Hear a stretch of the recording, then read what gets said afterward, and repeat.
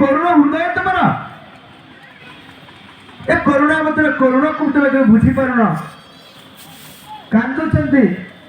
आ नुआ बुआठे तो सकाल सकाल स्नान करने जाऊँ भोर भोर गाँव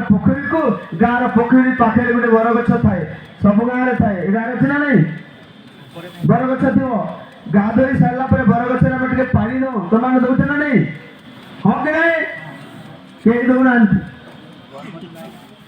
बरगछ पा देला समय जमी स्नान करने को जाऊँगी नुआ बुआसुणी से पटे आम श्याम भाई बोला जड़े पिलाटे गेरुआ वस्त्र पिंधिक हरिनाम संकीर्तन गुणगान कर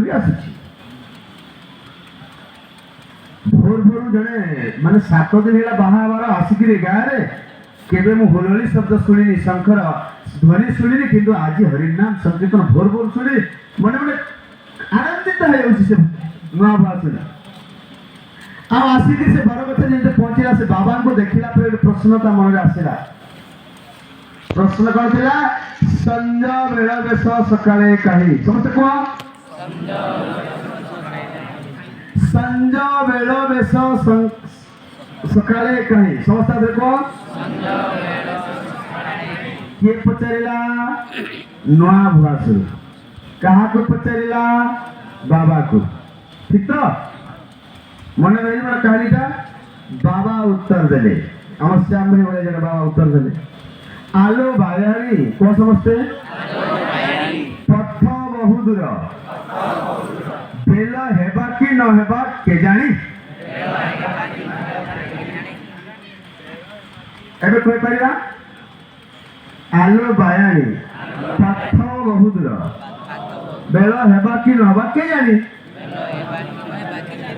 एतिकी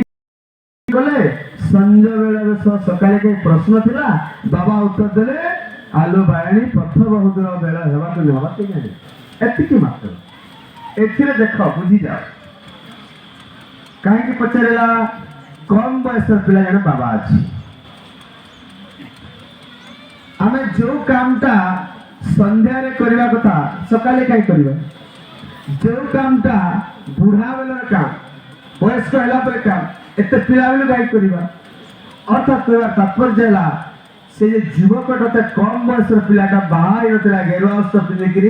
सन्यास दीक्षा लेकिन भजन कीर्तन कर आध्यात्मिक चेतना दूसरा या देखला नुआ बस भाविला कम बयस पिला कहीं जो काम संध्यार काम एत सका कहीं कर जो काम बुढ़ा बेलार काम एत पिला बेलू कहीं कर यार मन भर प्रश्न आसला आ प्रश्न बाबाजी पाखे पचारुची बाबा उत्तर देले कौन मुझे समस्त कथा पथ बहु दूर आम समस्त जो जीवन अच्छे ना आम जो जन्म नहीं ना ये केवल छुआ पिला बाहर छुआ पिला दिखा जन्म कर घर करने नुहे ये संसार नुहे ये तो माया भितर आम समस्त अच्छे ये तो अल्प दिन पर ये जीवन माने यौवन बेसी दिन भी नुह हाँ कि नहीं मु काली जहाँ थी आज ताहा नुहे आओ दिवस पर से न रही रहेगा तुम फोटोटा टाणी रख आ 5 वर्ष पर देख 10 वर्ष फोटो टाणी देख परिवर्तन नहीं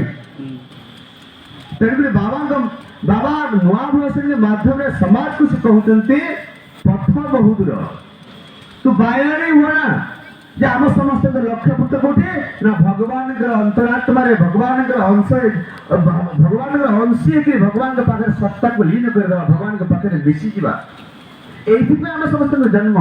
कारण आम गत जन्म भल कर्म कर आज मनीष जन्म नहीं एवं जो कर्म आम कर क्रियमाण कर्म कि कर्म क्रियमाण कर्म यही कर्म आप जहाँ कर सका संध्या पर्यंत राति विचार करेंगे मुझे दिन तो जो काम कली भूल कली ना भल कली क्या गाली केते कली आ केते पाप कली निज को निजे पचारे भगवान को पाखे क्षमा प्रार्थना करंतु आज मोर एटा भूल है प्रभु कहा मनुष्य पाखे कि क्षमा मांगार दरकार भगवान के पाखे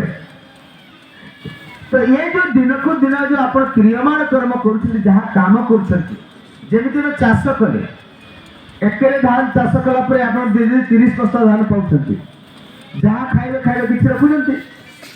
मंजी पाए आर वर्ष पाए एटा तो या को कहाउ जे संचित कर्म की कर्म संचित कर्म एमे एबे हमें जहाँ कार्य करछि